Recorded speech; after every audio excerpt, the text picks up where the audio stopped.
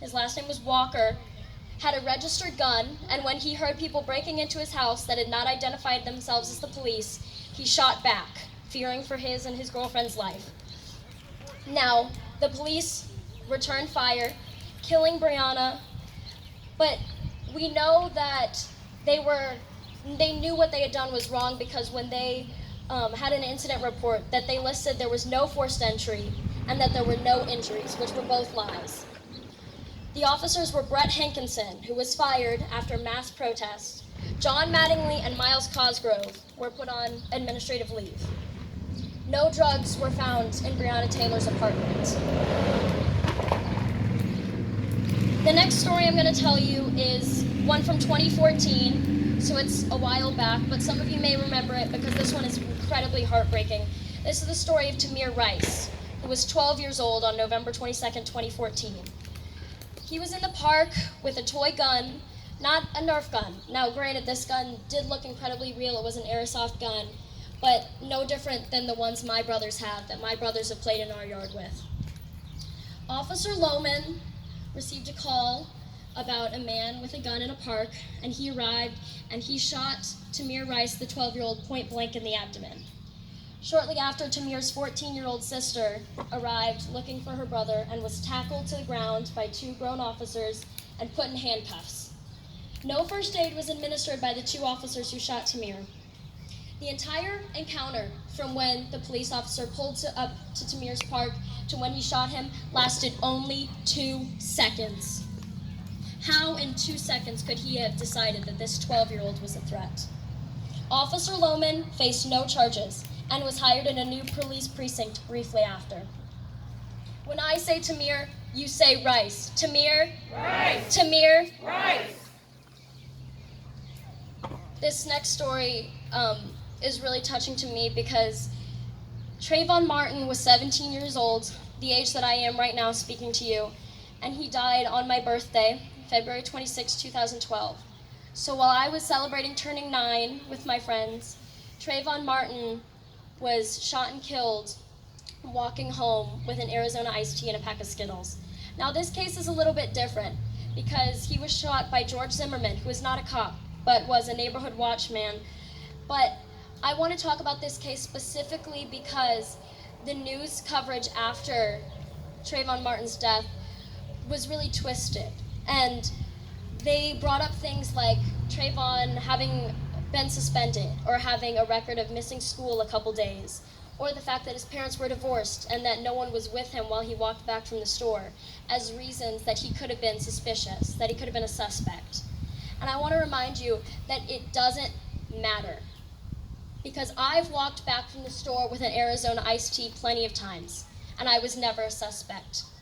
I've gone places without my parents, and no one ever saw me as a threat.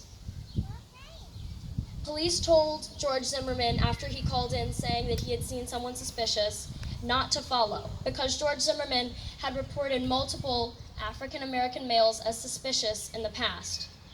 George Zimmerman didn't follow those orders. He ran up onto Trayvon Martin, who was on the phone with his girlfriend. His girlfriend said Trayvon noticed he was being followed and started to run.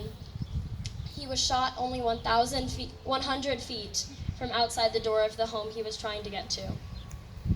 When I say Trayvon, you say Martin. Trayvon. Martin. Trayvon. Martin. Trayvon. Martin. The next story is from 2016. Philando Castile was shot on July 6th. He was a nurse. He was stopped for a broken tail light with his girlfriend, with his fiance and his daughter in the car. He had a registered gun, which he did the responsible thing and told the cop that he had, and then he announced he was reaching for his registration, which at that point, Officer Yanez shot 7 shots within 62 seconds of pulling the car over. So this one, while obviously heartbreaking, the worst part for me is hearing the words of Philando's fiance Diamond's daughter while they were in the back of the car after being arrested. She said, "Mom, please stop saying cuss words and screaming because I don't want you to get shooted. I can keep you safe." In what world is it right for a 4-year-old to have to comfort her mother after watching her her fiancé be shot. The officer that shot Philando Castile was acquitted and was paid a $48,500 buyout. When I say Philando, you say Castile. Philando. Castile. Philando. Castile. We're going to go back to a more recent one. This is this year, June 18th. Andres Guardado was 18 years old. He was a security guard in an auto body shop and was also studying mechanics there. On the night of June 18th, the police fired 6 rounds after chasing Andres to the back of the business. They said he refused commands and that they thought he might have had a gun on him. And the truth is, those could be true, but we'll never know because Andrew Heaney, the store owner, said that when he arrived to check the cameras, every single one of them had been broken. No cops have been arrested. They haven't had any investigation how this 18-year-old just sitting there doing his nightly watch ended up dead, and how every camera that could have caught what had happened ended up broken.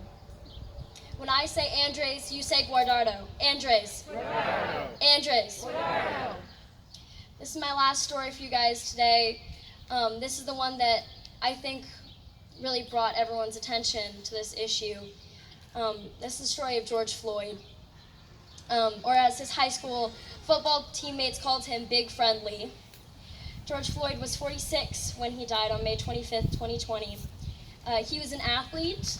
He wanted to go pro, but he never left his hometown. He was an occasional rap artist, it says, in the Houston scene.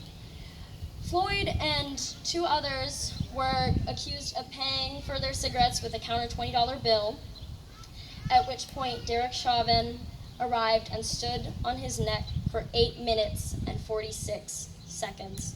We're going to see later in the program exactly how long 8 minutes and 46 seconds feels. Chauvin, days after being arrested, waited days before being arrested. He's been charged but not convicted. And the bystanders in the event the other police officers have no charges against them. George Floyd leaves behind his 5 children. And I want to finish today with a quote from George Floyd years before that I think really sums up who he was as a person. I've got my shortcomings and flaws, and I ain't better than nobody else. But man, these shootings that are going on, I don't care what hood you're from, where you're at. I love you, and God loves you. Put your guns down. When I say George, you say Floyd. George. Floyd. George. Floyd. George. Floyd. Thank you, everyone.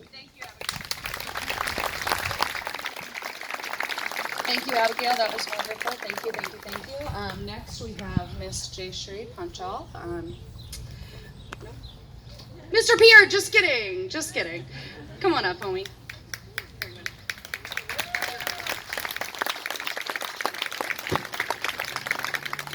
No justice! No peace! No justice! No peace! No justice! No peace! Thank you all so much for being here. So I'm going to be leading you all through 8 minutes and 46 seconds. And so we're going to be using this time to reflect. We're going to be utilizing this time as if it was when George Floyd was on the ground. And I'm going to be guiding you with a couple of words. I realize that there are a lot of children here. So I'm going to make sure that my rhetoric stays as professional and family-friendly as possible while also enunciating the severity of the situation. So I invite you to, if you feel comfortable, kneel, lay face forward on the ground with your hands behind your back if you're able to do so. If standing up works for you, whatever feels comfortable, but this is going to be a little bit uncomfortable, but I need you to bear with me, all right? All right, can we start the time?